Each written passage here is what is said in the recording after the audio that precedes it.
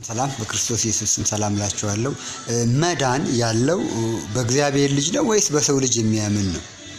መጽሐፍ ቅዱስ ሲናገር የእግዚአብሔር ልጅ ያለው ሕይወት አለው ይላል እንጂ የማርያም ልጅ ያለው ሕይወት አለው አይልም።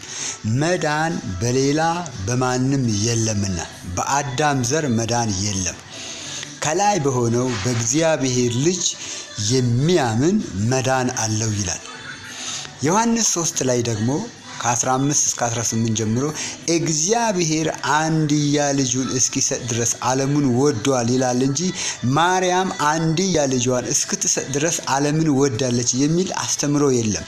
ሥላሴ የሚሉ የሥላሴ አስተማሪያን ግን የማርያም ልጅ ነው የሚያድነው ይላሉ። መጽሐፍ ቅዱስ ግን የሚያድነው የሚለው የእግዚአብሔር ልጅ ነው የሚያድነው የሚለው። ስለዚህ የእግዚአብሔር ልጅ ያለው ሕይወት አለው ይላል። የእግዚአብሔር ልጅ የሌለው ሕይወት የለውም ይላል። ስለዚህ የማርያም ልጅ ነው ብላችሁ የምታምኑ ሰዎች ሕይወት የላችሁም። የእግዚአብሔር ልጅ ነው ብላችሁ የምታምኑ ግን ሕይወት አላችሁ። ፎሎ እና ሼር አድርጉኝ። መልካም ጊዜ ይሆንላችሁ።